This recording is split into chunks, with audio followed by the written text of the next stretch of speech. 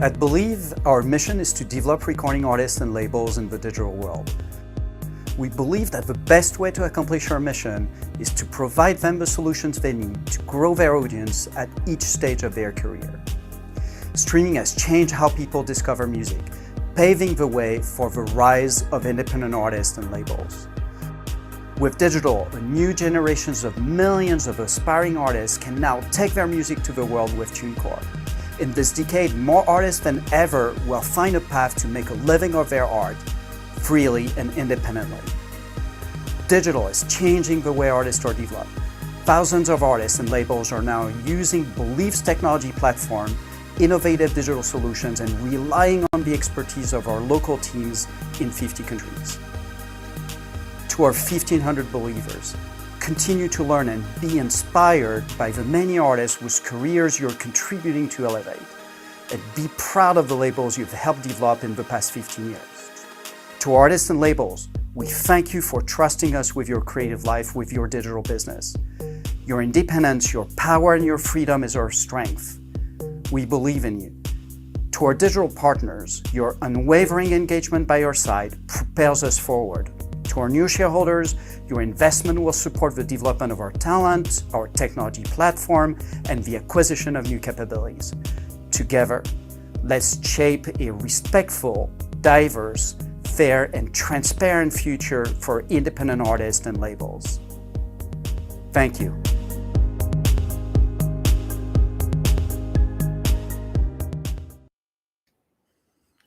Oh, hi. Thank you, Dennis. Good to see you again. Welcome back to the Music Matters Academy, episode 4, where we're going to be looking at all things to do with artist management, behind the scenes, managers, lawyers, agents. The Music Matters Academy is a series of virtual events designed to help build a foundation for young musicians and next-gen music execs and business leaders to learn and upskill through the mentorship and knowledge of some absolute global industry icons. And today we've got some genuine icons with us. Before we go into today's sessions, I'd just like to, if we can have the slide up here, the first slide. I just want to talk about something a little bit proud of. For those of you who aren't aware, we did a live event, like in a room with people. It was Gaming Matters 2 or 3 weeks ago in Singapore. It was live and it was online. And it was just fantastic to see people again in a room. Next slide, please. But then that also means that we can now do some more live events. Now, I know that this one's virtual, but coming up next slide, please. We have not 1, but 3, actually 4 events coming up. All That Matters is back, music, sports, and marketing. Next slide, please. On the 22nd of November, Sports Matters will be live in Singapore and online. On 23rd, Music Matters will be back in Singapore, live and online. Marketing Matters on the 24th, and VidCon will be live in Singapore on the 25th. So November the 22nd to the 25th is going live in Singapore. It's going to be the week that matters. Next slide. Everything you can find at allthatmatters.asia. So we'd love to see you. If you're in Singapore, come and join us. If you're online, come and join us. That's the world of hybrid. Anyway, so back to today. Thank you. Thanks for the slides. Said it before, but whether you are an artist manager or an artist, it has never been a more exciting time to be in the music business. But there are so many options and so many choices. You could be an artist or a manager waiting to get noticed or wanting to get noticed. You could be an executive looking to learn about other areas of the business. So the Music Matters Academy is the business of music taught by the music business. Our first 3 editions covered publishing, platforms, and getting noticed, been watched by over 40,000 people so far. Today, we're going behind the scenes to talk to artists, their managers, agents, and lawyers. And then later in the series, we're going to be moving on to entertainment law, working with brands, live streaming and touring. And then finally, we're going to be looking at mental health and well-being. The content is virtual, it's live, it's fireside, but we also want to hear from you. So please, please, please do get questions in for the speakers today. Get them in live, and we can we'll ask them if we have the time. After this session, there's a meet the speaker session as well, but you have to register for that. It's getting pretty full, but it's on the Music Managers Academy site.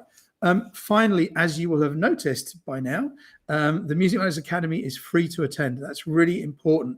And that is 100% thanks to our sponsors and supporters, our partners that include YouTube and Believe, plus support from Dolby and Steinberg Protocol. So thank you for joining. Please enjoy, please learn, but please, as I said before, get your questions in. Help me out by asking some great questions to some of our speakers. So on to today. Who needs a manager?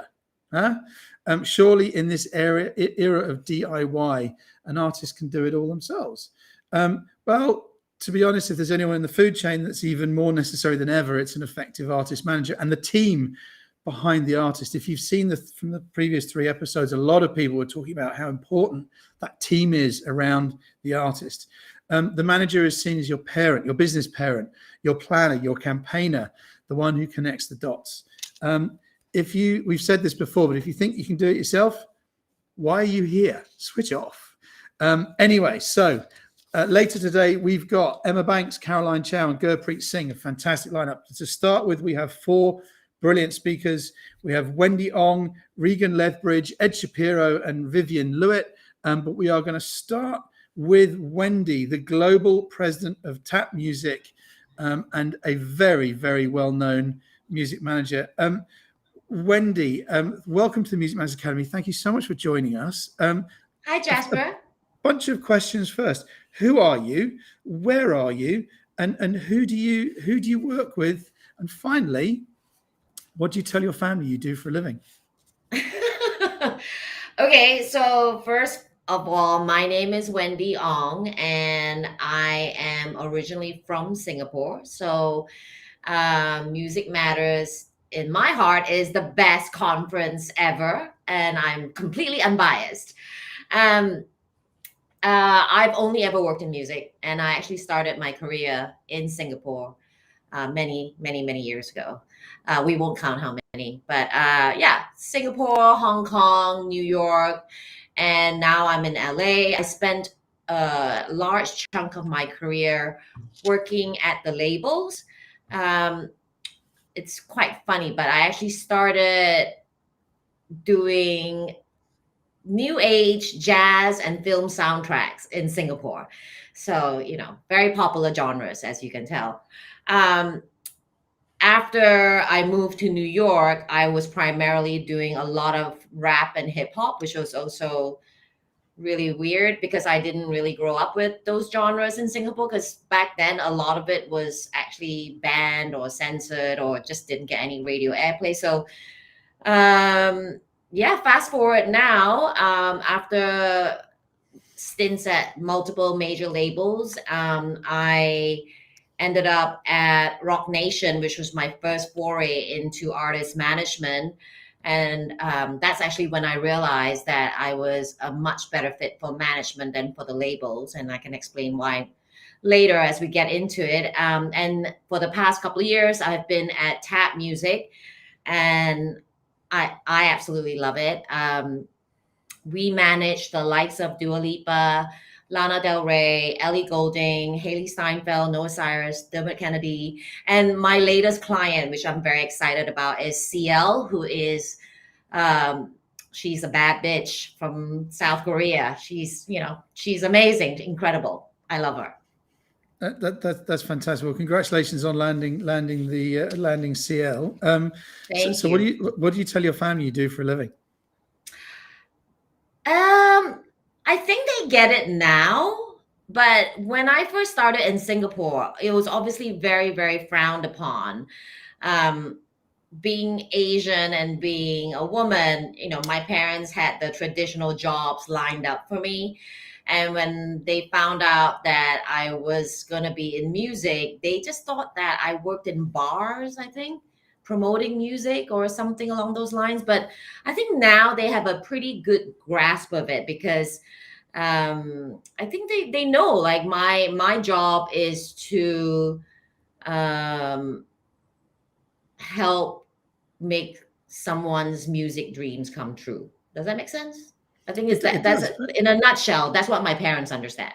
And I mean, you're right. I mean, I'm in Singapore as well, but this is a global broadcast. But in Asia, music is not a cool industry, right? I mean, yes, kids are encouraged to learn instruments and what have you, but then it's kind of you're shuffled off to be a doctor or a lawyer. And I'm really not talking Right. general. It's true, as you said yourself. But so, and you said it's to inspire dreams to come true. But how do you define your role? What does a good manager do with an artist?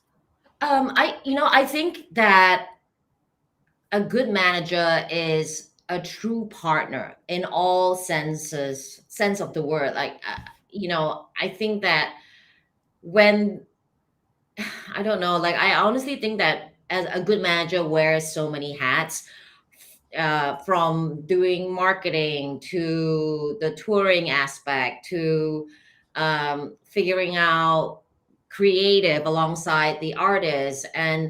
But I think what's important to understand is that at the end of the day, a good manager can only be successful if their artist is successful, and that's financially, artistically, creatively, in all ways, frankly. So I think that there are different managers that offer different types of partnerships, but I know for a fact, having looked at different management contracts from different companies that I've been privy to, at TAP, I know that 100% is a true partnership. Fantastic. And so what advice would you have? I mean, we've got artists joining today and we've got young managers joining today. What advice would you have for the young managers to start with, based on your wonderful experience of 1 or 2 years, clearly, but based on your wonderful experience, what advice would you have for young managers who want to succeed in the business? Well, the first thing is to read Don Passman's book, All You Need to Know About the Music Business. I kid you not. Like, I think that is the basic, like, you gotta know what's in that book and understand it before you can really even attempt to have a good grasp on anything else. And frankly, that is how I hire my day-to-day managers as well. So there's a difference, right? There's the main manager, and then there's a day-to-day manager, and the day-to-day supports the main manager in all areas and does the more detailed minutia, the promo stuff and all that. And the artist manager is the more strategic one. So I think like reading that book is like one, important. I also think that just really immersing yourself in the artist world is really important. I really try to, it's easy to just kind of, especially with the whole pandemic, that just kind of hunker down and keep to yourself. But to be honest, like a really good way is to talk to people and get out there. And especially now that rules are loosening up, it's important to really build your network and, not just talk to other music managers, but talk to everybody, similar to the panel of people that you've assembled today, Jasper. I think that's how you learn. The way I went about it is a little different because I started on the label side. And so I understood the marketing aspect of things. And, that was my background, doing international marketing. And then I switched to marketing in the US and ultimately global marketing. So I understood that part of it. And then it's really, once I switched over to the management side, I started to learn more about the legal stuff and the touring and branding and everything, the whole 360 of it, I think. So final question before we move on to Regan, but sure. There's a lot of, there's a lot of managers watching, but there's also a lot of artists watching as well. And one of the questions they're always asking our speakers in the Academy is, how do I get noticed? And I know that's a really tough question to answer but if there was just one answer, is there a shortcut to getting noticed? I don't know that there's a shortcut. I mean, I can be really boring and say like, yeah, make good content, get it on YouTube, get it on TikTok. But to me personally, as somebody who really loves music, it starts with the music. So I think that you gotta have the right song, the right producer. Um, if you have some, if you don't start with that, I just don't know how long you can continue along that trajectory, because um, you could become a TikTok influencer if you don't have good music, and you still be famous. But to be a real artist, to be successful, it starts with the music. And I think that if you have good music and you talk to the right people, that's how you get noticed. It sounds very simple, but yeah. It was a tough question and a very good answer. Wendy, you're gonna get whisked away into a virtual background, but we're gonna see you again at the end of the session when everyone can ask questions to all the panel and stuff. So thank you so much for joining. We're going to go from Los Angeles all the way to Australia, where we're going to meet Regan Lethbridge. Regan, the co-founder, director of Lemon Tree Music, Lonely Lands Agency. Same question to you. Who are you? Where are you? Which artists do you work with, and what do your family think you do? Hi, Jasper. My name is Regan. I am in my office in Kingscliff in New South Wales, which is just north of Byron Bay in Australia. I work with artists like Tones and I, Tash, Sultana, Budjerah, Pierce Brothers, Maddie Jane, a bunch of incredible talent out of Australia that we try and take to the world. Everything that we do has a very global focus.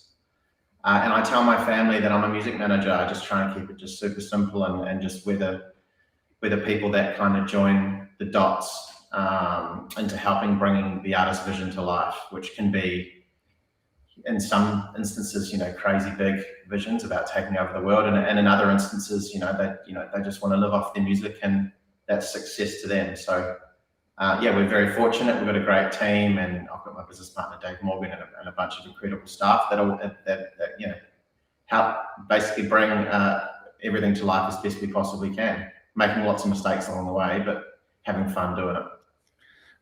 So Regan, where did you got a really interesting story? I mean, where did it all start for you?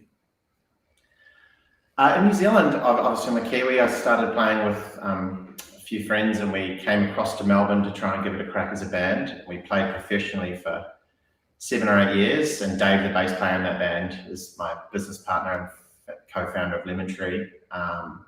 And from there, I just fell into the agency world of being an agent, so booking gigs, clubs, festivals, and that's how I met Pierce Brothers, and then met Tash Sultana, and I did that for 5-6 years, and I dipped my toes in management and found that was my biggest passion, and I still love it. It still gets me out of bed every day, and there was a busking background there as well. When we got to Melbourne, we busked a lot, so there's no coincidence that a lot of our artists on the roster are all buskers, because I just think the work ethic's there, and they just want it that little bit more. And we've just got this special. I don't know, we just really respect buskers and their drive, and we just love working with people that just want to go the extra mile. And, the work ethic's got to be there, and obviously the songs, but you need to have that drive as well. That's absolutely fantastic. I do think, now I may be wrong, but I think you're probably the first former busker I've ever interviewed. So we're going to have to create a whole segment called Busking Matters. And what was your first big break? I mean, getting into management and stuff. What was your first big break? I mean, definitely Tash. Obviously, we came on board in the very early days. There wasn't a song out, and obviously there was a big viral thing on Facebook, and it took off on YouTube, and I guess that was the stars aligned in terms of timing, and we really got some great experience in the booking side of things, and obviously self-managing our own band, and as I said, made a lot of mistakes along the way, and just put all that knowledge into, right, we've got something here that could go global, and live is everything, and it's all about the song, and how can we join those dots and really set up those teams to help make that happen. So Tash was definitely the first break, I guess, we got, and from there obviously Tones and I, which is it's been a phenomenon. It's just been incredible. She's an incredible artist, and that was hanging on for dear life. We still are, to be honest. We're only 3 years in, and we co-manage that with Jackson, who's an artist only. And yeah, it's a crazy world, and you just work as hard as you possibly can for your clients and do the best possible job you can. And obviously there's been a bunch of challenges with the pandemic, but at the same time, there's never been a better time to write and record and release as well, because everyone's, you know, streaming consumption is going up. Obviously everyone misses a gig, but we've just looked at it like it's an opportunity instead of you know, sitting around twiddling our thumbs, and then hopefully everyone can get back out and see each other next year. We're itching to go again.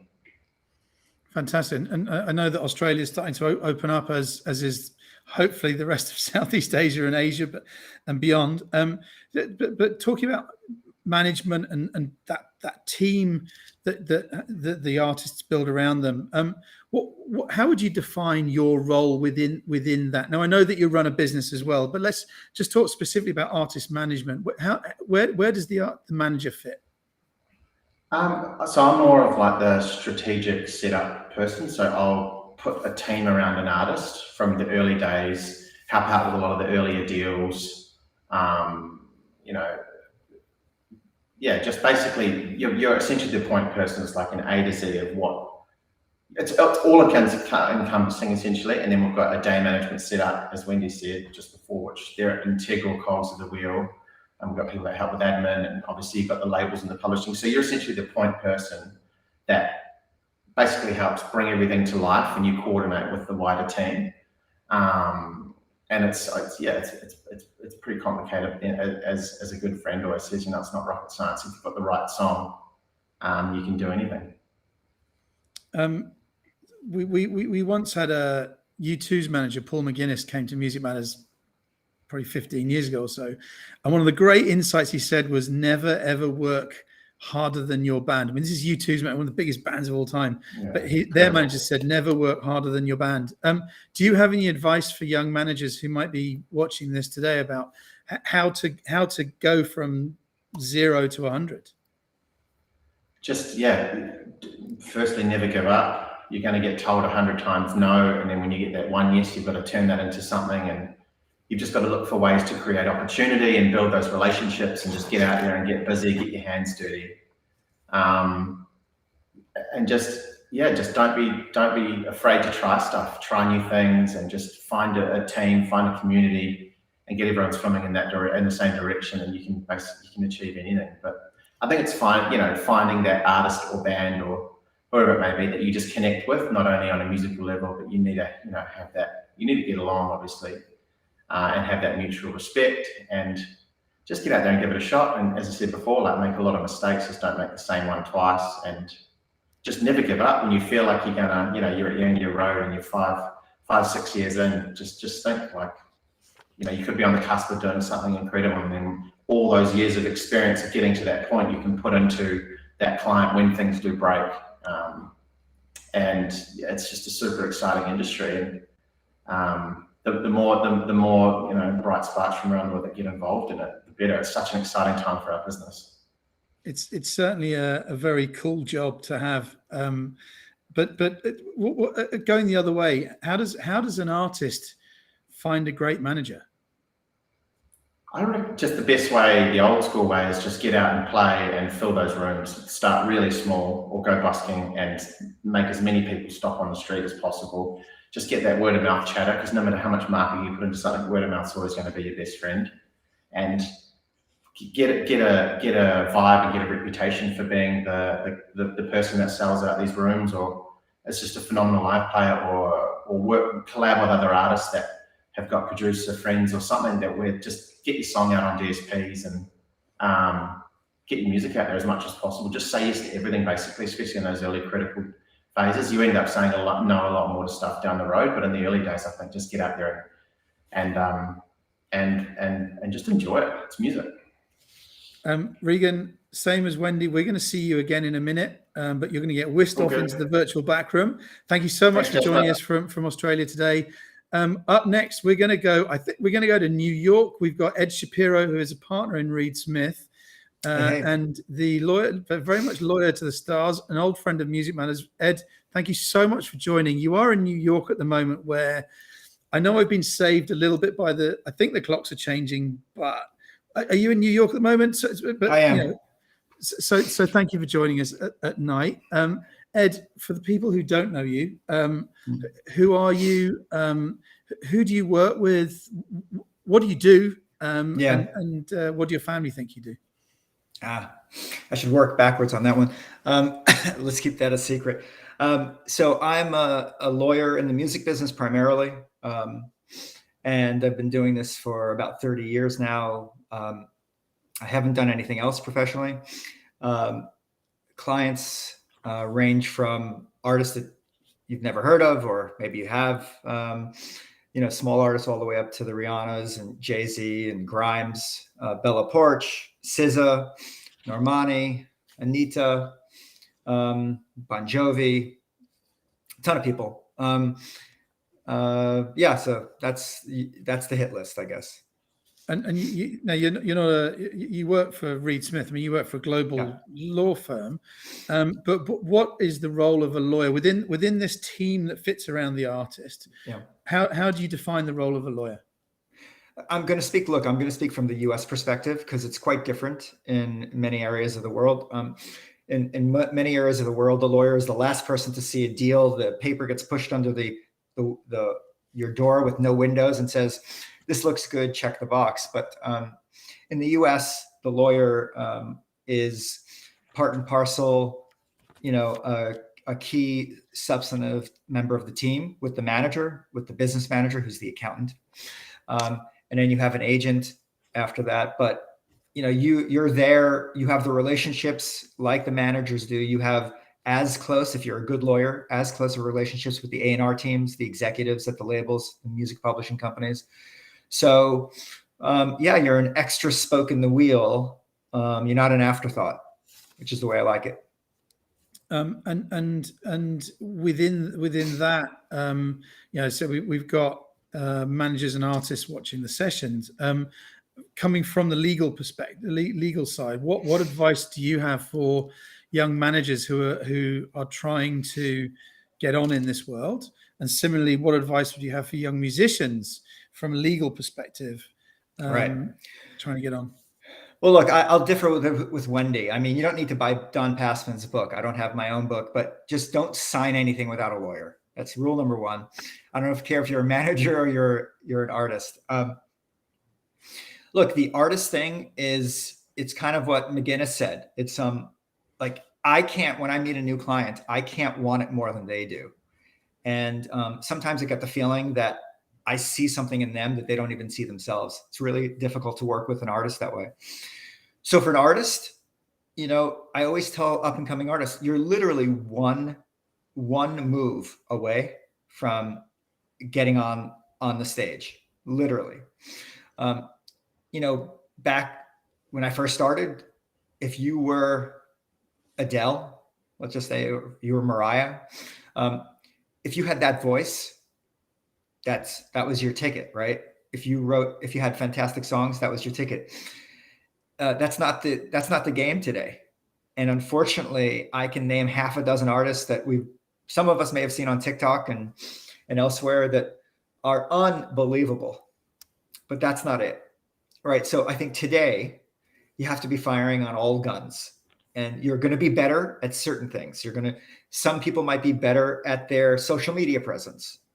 Some people may be better at songwriting. Some people may look better if you're chasing this pop thing. Some people might sing better, but wherever you're strong, you should focus on your weakest elements and buffer that up, because inevitably, if someone gives you a name or gives anyone a name of an artist, what do we all do? We all go to Google. We Google that name, and up comes everything about that person. It's incredibly hard to hide today. And I'm gonna find exactly what's their weak part. Oh, wow, man, they're streaming really great. But then you look at their social media and it doesn't match. First question I say is, what's going on there, right? Same thing in the reverse. You might have incredible social media numbers. And I go over to Spotify and where are the numbers? So there's something not connecting, right? So it's hard to be objective when you're the artist, but I think sometimes you have to kind of step away and say, where are my weak points and what can I do to help that? Not to sell yourself out, but just to get yourself, just that much more exposure.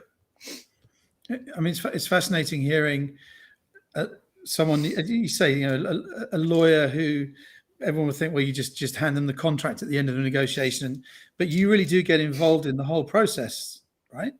Oh, I mean, I can go through examples, but Normani's first hit, I didn't write it. I put it together. She wanted to meet someone, and I was like, wow, that would be pretty cool if you worked with this person. I made the setup because I had the relationship that was better than the managers, not just I knew the person more.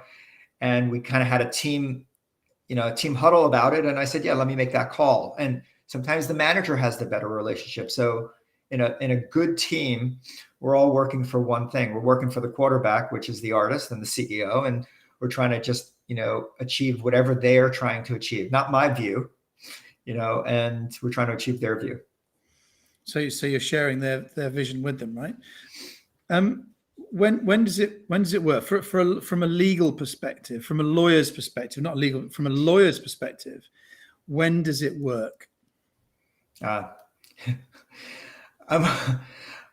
always amazed. I'm always amazed when people on the other side don't see what I see. But when it works, everything is firing. Whether if you're doing a brand deal, the brand understands who your client is. The brand understands what you're asking for and why you're asking for it. And there's a real understanding going two ways, and to be fair, I have that type of relationship with labels and publishers and brands, but I have just as many, and I'm sure, there are a ton of examples of where, that connection only lasts until the deal is done. And that's really unfortunate because it's really depressing and frustrating when you see that it was just a play to get someone signed. And then, this is inevitably going to end in a very bad way. And then from a lawyer's or from your perspective of being part of that team, how can you help get an artist noticed? So as I say, that artists are always asking me, how do I get noticed? How do I get noticed? So from a legal or a lawyer's perspective and part of that team, how do I get noticed?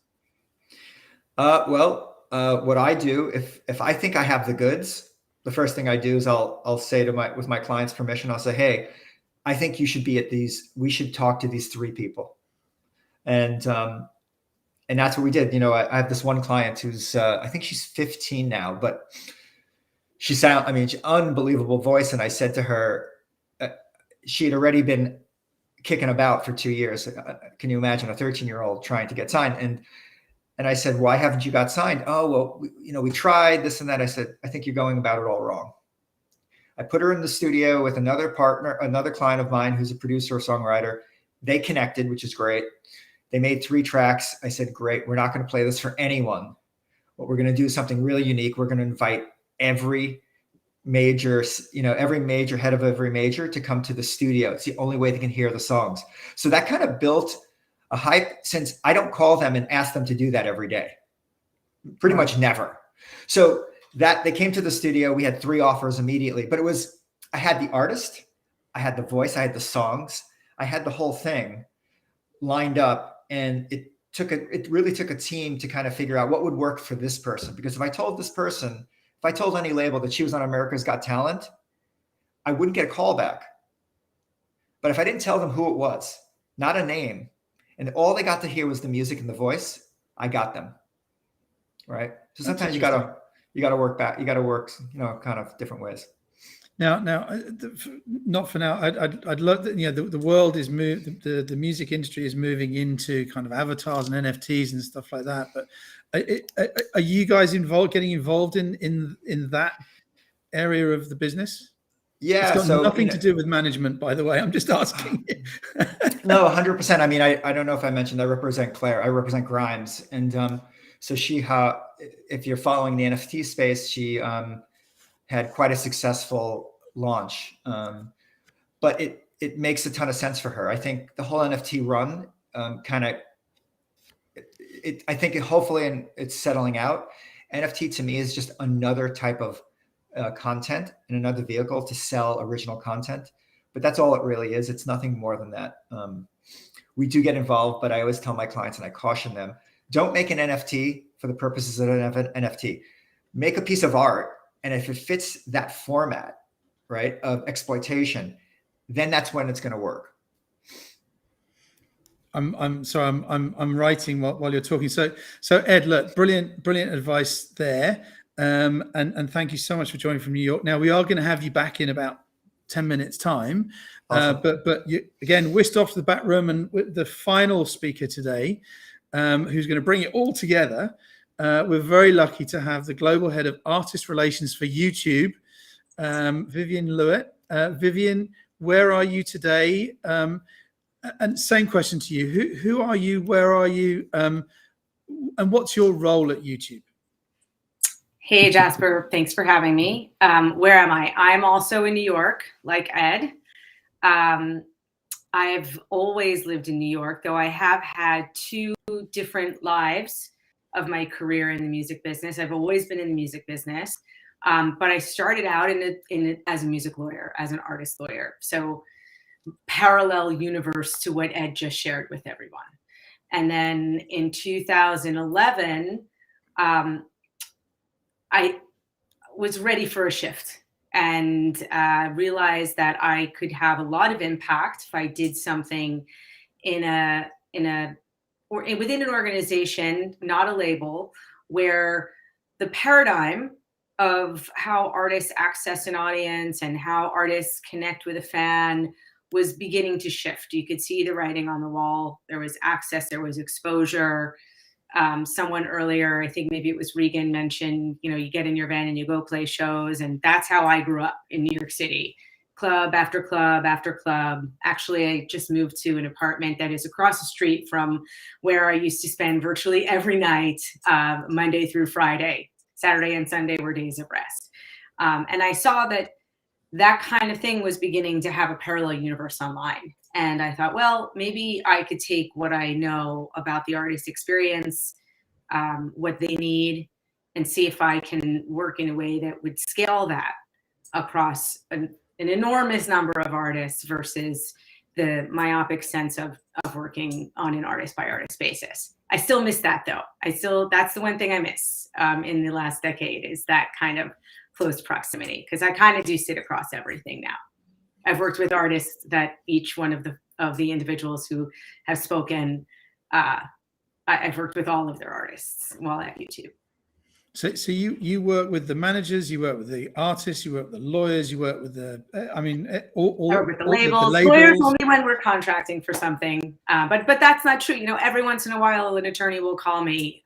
We have a program called the Music Foundry. Actually, Lipa started in the Music Foundry like very, very early on in 2015 when we first kicked it off. And I had a lawyer call me a couple of years ago about an artist, in the same way that Ed was saying that he calls a record label or a brand. I had an artist, a lawyer call me and say, hey, this is an incredible artist. He was a kind of brand new, super cool singer-songwriter from Brooklyn. And I was able to do something with our Foundry program. You got an amazing title, global head of artist relations for YouTube. What does that mean? I don't really know what my title means, but yeah, okay. What is it? Okay, I'm going to ask you what it means. Well, I'll answer the question. What was your question? What do you tell your family that you do? It's interesting. My kids still ask me sometimes, after all 10, almost 11 years of being at YouTube, what do you do? My husband is a music lawyer also, and so it's very easy for him. It was very easy for me to answer that question a long time ago. Now I think what I do is a number of things. One, I myself and through my team, we serve as the voice for what artists are looking for out of our platform. Right, we're helping to make sure that the YouTube works the way that they want it to work, that it delivers discovery, promotion, revenue. So I'm kind of that voice. I help strategize the programs that we establish for artists, and then my team and I help evangelize the way to optimize YouTube best for the entirety of the artist community.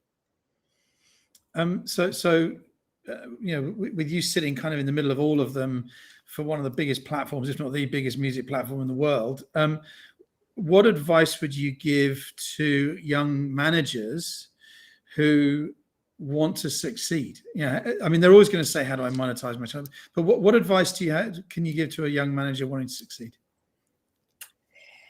Well, one, make sure you're working with an artist who you feel passionate about, and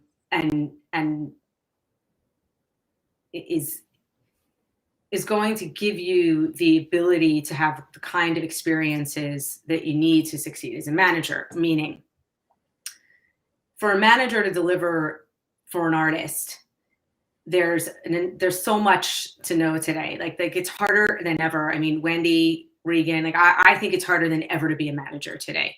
There are multiple platforms, there's social media, there's video, there's streaming, there's the question of how is my artist going to be most successful? And there's touring. I mean, question of how my artist is going to be most successful opens up the question of how many labels do I have to choose from? Do I want my artist to be on a label? Do I want them to be on a label in 2 years from now, but build leverage today? I mean, there's just like a plethora of decision making and strategizing. And I think that to be successful as a manager, it's hard work. And so you need to be 1000% behind and feel that passion for your artists.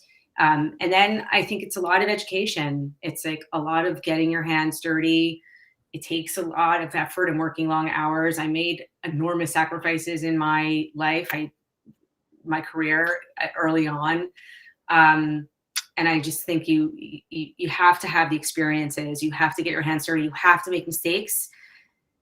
It's inevitable. It's going to happen. Mistakes are going to be made. And if you don't make them, you're not going to learn. So be kind to yourself. It's okay if that happens. But just keep your nose to the grindstone. Make sure you know everybody. Make sure your contacts are strong. Make sure you can deliver opportunities for your artists. Try to stay above it. Networking is important. There you go. So you need to be at Music Matters on the 23rd of November here in Singapore. Yes. When does it work? When does it when do you see your role really coming to success? I don't know. My favorite thing still is when we have some kind of partnership or collaboration with an artist and their team that takes them to the next level, whether it's breaking a new song, whether it's breaking a new artist, whether it's, it could be Elton John. We've done some really cool stuff over the years. And Elton has a #1 with Dua right now, or last week, at least in the UK. So those moments that just kind of that break through and are super special. And it could be with an artist in any country, whether they're early stage or late. But it is an incredible feeling to break a new artist or to help be part of breaking a new artist. And then final question to you. Now we're gonna go after this. We're gonna go to the panel. We're gonna have all the speakers back here. So people out there in internet land, in the World Wide Web, please get your questions in, and hopefully I'll be able to ask them. But final question to you as YouTube. If I'm a young artist or a young manager or both, what's the best way to get noticed on YouTube? Because there's a lot of stuff going on YouTube at the moment. There is a lot of stuff going on YouTube. It's going on everywhere. I think the key to YouTube, well, I'm going to go back to, because I firmly believe in the notion that it does begin with the music. And it was, I think Wendy mentioned this earlier, I hands down, you can get yourself noticed, but your staying power is your music. And so that's #1. Don't upload something until you're full on ready. And it's the thing that you want everyone to see. It's your best foot forward. I think there's consistency. There's building a brand for yourself. YouTube is all about storytelling. I always like to say, like, back in the days when record stores were the way we discovered new music, and I lived actually across the street from Tower Records on 4th and Broadway in New York City. And the windows at Tower Records were kind of the key to the way in. And then there were all these point of purchase displays, which is you'd pick up what you wanted to buy, but then there was a stand that was right in front of the cash register, and there was a litany of music there, and it all looked appealing. And oftentimes you walked out with something else that you didn't intend to go in there and buy. And I look at YouTube as that, but it is your point of purchase display that you as the artist, manager, your label control. So you can create your own destiny on the platform. So in addition to your music, you can build your story and use YouTube in that way. And there's a multitude of features that I think today offer more opportunity for artists to do that with less friction. There's something called YouTube Shorts, which we've just launched a short form video in the last year. So there's a lot of good stuff in the weeds, but I think by and large, YouTube is a front door for you to create your own point of purchase display. Fantastic. Well, brilliant insight there to finish with you, Vivien. Now, you're actually going to stay there. Okay. And hopefully by the wonders of modern technology, showing my age, we're going to bring everyone back. Yes, it worked. Thank you so much. Very good to see you. Thank you all of you for joining. Now, this is a properly global session. We've got LA, New York, and New South Wales, and Singapore. So look, I'm going to ask you each a couple of questions. We've talked about success and how people succeed and stuff. I'm going to come to you first, Wendy. Sure. What have you seen are common artist or manager rookie errors when it comes to artist management? Sorry, you cut out there. What did you? Okay, so when it comes to artist management, what is a common rookie error? If I'm starting out as a manager, A common rookie error. Rookie error. Oh my God. I think I'll answer generally. It is pretending that you know everything when you actually know fuck all. And I encounter that a lot in the business, especially with newer managers. And it's really dumb because if you're experienced, you can see right through it straight away. And like I saw Ed and Regan like nodding, and it's just like, if you don't know something, ask questions, like it's actually way, way worse to be like called out for pretending to know something. Like 9 times out of 10, like you're going to have like a bad opinion or perspective because it's based on ignorance. Regan, rookie errors. Yeah, I would definitely say just never, be scared to ask questions. I think that's the main point. It's like you should never stop learning and growing and being a sponge until you're tired of the whole game. But I guess in the very early days, just saying, maybe being over, I don't know, you can never set goals too big, but maybe just keeping everything in check and being realistic about the steps you want to take and not kind of overshooting the mark. And I think a lot of people skip steps, and that's detrimental to a long-term career where you don't want to miss any of those steps and don't miss the certain venues or things you want to take. Essentially, don't be in a rush to the finish line. Essentially, just take your time and enjoy the ride and don't skip steps. I think is the biggest mistake that a lot of people do. They do the opposite, which is a shame. How many artists how many artists do you meet that have a vision, and how many artists do you meet that don't have a vision? I think, a lot of artists have got the vision. I think it's just, especially the creative side, and it's just your job to help bring that to life, I guess. Sorry, I just interrupted you, Wendy. You go. Wendy? No, I want to agree with you, Regan, but then I think that I found that a lot of newer artists, especially younger ones, they don't know who they are. And I find that part of my role is to help them figure it out. For sure. They may have like grandeur illusions of who they want to be, but sometimes it takes a partner like your manager or your lawyer to work with you to hone that vision to something that is more realistic and more authentic. And I think being authentic is the most important aspect of it, because that's how you thrive on social media, apart from how good your music is. But like look at Dua Lipa. Like she's a master at social media. And you know why she is? Because she's just herself. She's cried on Instagram Live. Like she just speaks the truth. And we don't manage her Instagram. Like that's her platform. What you see, what she posts is 100% Dua. And I think that, yeah, like I think it takes a little bit of time and having the right people around you to figure out where you want to go in life. And Wendy, while you're still here, we've had a question from Emily Chin. As a musician, what should we look out for when working with an artist manager? I mean, I think we've answered a lot of that question through the session, but to you, Wendy, what should she be looking out for? It's such a general question, but I think like apart from the usual things like, who are the other artists that they manage and how successful are they? How many times have they been fired by a client, right? But I think what's important is chemistry. Do you vibe with this person that you're thinking about bringing on as your manager? And are they honest? Because I hate to say it, a lot of managers aren't always honest all the time. And you gotta find somebody who may be like that, but will always tell you the way things are. Maybe not all the time, but at the right time when you're ready to hear it. Like you need to have someone who is gonna be able to like level with you, because otherwise you're just gonna surround yourself with yes men. So Ed, coming back to you from the lawyer in the team, not a legal perspective, but from the lawyer in the team. Yeah. What are the common rookie errors that you may have seen?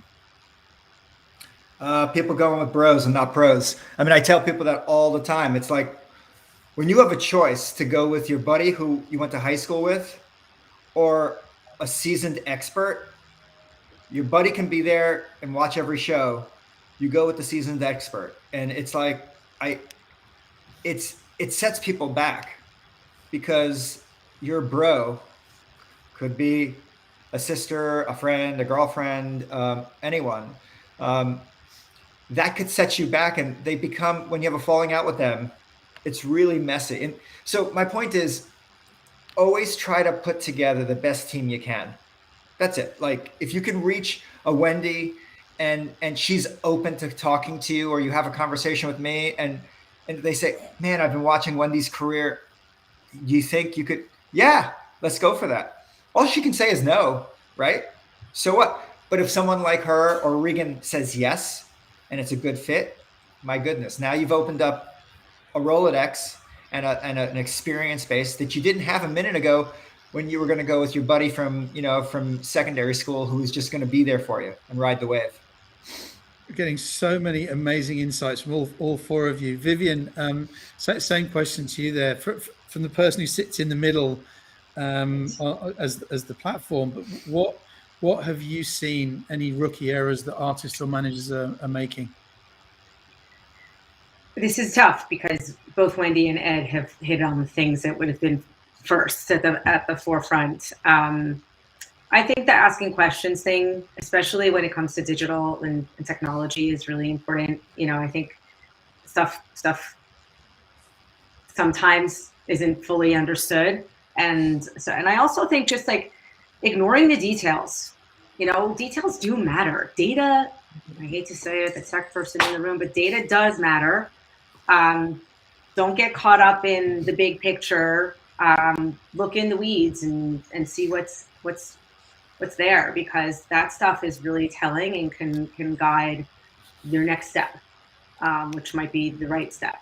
And if you ignore that, then you're making blind decisions. Thank you for that, Vivien. And it was unfair that we came to you last with that question, right? So I'm going to start with you. We've got the final question now for all of you, but we'll start with you, Vivien. Forget management, forget artists, forget the context of this session, but from a music perspective or a YouTube perspective or a Vivien perspective, What's really exciting for you right now? I think the most exciting thing to me right now is just how much amazing music is out there, and how far it's traveling, and how much cross genre fading is happening. You know, I whether it's different music from different countries, whether it's, you know, there's this artist Kaskade from Japan. He's incredible, you know, and Billboard magazine's writing about him and a live stream he's done. And the genre bending, I think, is incredible. Guitars are coming back, and you know, at the same time, I'm listening to Girl in Red, and then the next 5 minutes later, I'm listening to Baby Keem, and I'm loving it all. It's a pretty exciting time in music. Our ukulele's coming up. Okay, thank you so much. Now I'm going to jump away from this question very quickly, because one of our regulars, David Bonamy, has asked Regan a question. Apart from music and the voice, what do you look out for from a busking musician? That's for Regan. Good question. I mean, I just always imagine.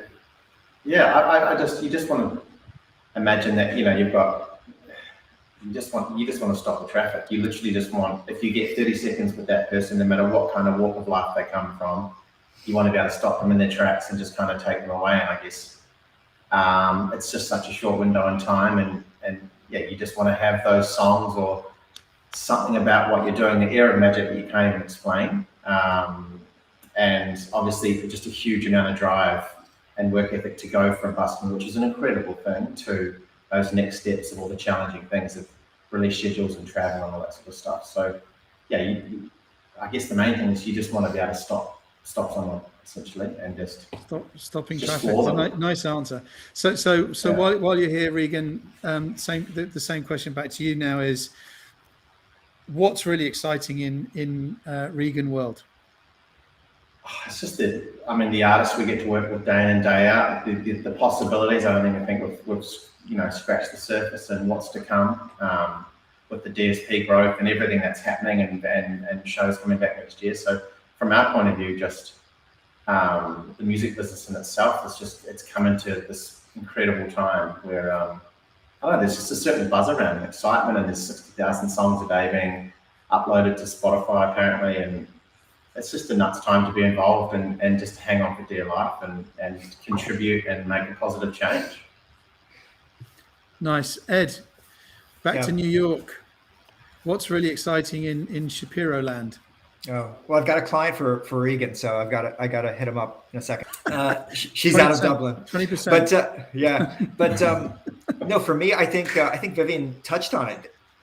The platforms and the places for exploitation distribution, it's really hard to keep up, right? And so I think it's really interesting, both for our older artists that now have different channels to exploit their music and get more creative. We saw what they did during COVID, right? The meat of COVID in 2020, but also the newer artists that are coming in, they're breaking in ways that I've got to get up to speed on. And whether they're different platforms, I have a client that YouTube was on her first video was essential for breaking her. She's a massive TikTok artist, but I mean, YouTube brought it home, and that opened up a whole other world for her. So it's just incredible to watch how things can happen, which are not the ways it happened just a couple of years ago. Fantastic. Wendy, the floor is yours. The final word. What is really exciting in Wendyland? Well, I can tell you what I think is extremely exciting is that after the year and a half of Asian hate, it's ironic that what's really exciting is the rise of Asians in entertainment across film and music, whether it's Shang-Chi or it's BTS or Blackpink. I mean, you see this. I feel as an Asian, like we've been discounted for as long as I've been alive, and after all the violence and hateful rhetoric that we've all had to deal with, suddenly people are looking at Asian culture in a different light, and it makes me very, very proud to be Asian. And I really hope that this is the beginning of people recognizing that we have something to bring to the table. What a wonderful way to bring this session to an end. What a wonderful message as well. So look, I have my usual notes, and I've written more notes on this session than I have for any others. There's the bellwether there, but some of the things that we came out with, and what a brilliant lineup. But do what you love. Be a true partner to the artist. Read All You Need to Know About the Music Business by Don Passman. Now I'm going to add something on that, Wendy. I'm going to say, or attend the Music Masters Academy. Okay. Immerse yourself in the artist, build your network, join the dots, understand the business, make mistakes. Now that's a common statement that people have made across all of the editions that we run is it's okay to make mistakes, learn from your mistakes. Busking matters. I love that. It's never a better time to be an artist, but don't ever give up, get busy. We talked about data matters. Don't sign anything without a lawyer. The artist is the CEO. We touched on NFTs. We're going to do a whole session on NFTs and crypto and stuff. But don't make an NFT for the sake of an NFT. It was a great piece of advice. Be passionate. I think Vivien, you said it was hard work, but you said hard times 5. Hard work. Get your hands dirty. Be true to yourself. Network. Ask questions. Set goals. Be authentic. Go with the pros, not the bros. I haven't heard that before. And I think that the final final word there from Wendy was Asia Matters, which sitting in the middle of Asia, love that. And for the last 27 years of my life, I've firmly believed in that. But then the final word, I think, goes to Regan. It starts with the music. And so with that, I'd really like to thank all 4 of you, to Ed, to Wendy, to Regan and Vivien. Thank you so much for joining the Music Masters Academy from all over the world, to everyone's laptops and mobile phones. Thank you for joining. Up next, later this afternoon, we have one of India's top artist managers. We're going live to Hong Kong, and we also have Emma Banks, the agent to the stars. And so we're going to rush off now to meet some of the speakers. So you need to click in the little button there to meet the speakers, and we can ask them some questions. And then finally, do not forget to tune in or join us live in person if you're in Singapore, November, all that matters, 22nd to the 24th live. So thank you so much for joining. Enjoy the rest of your day.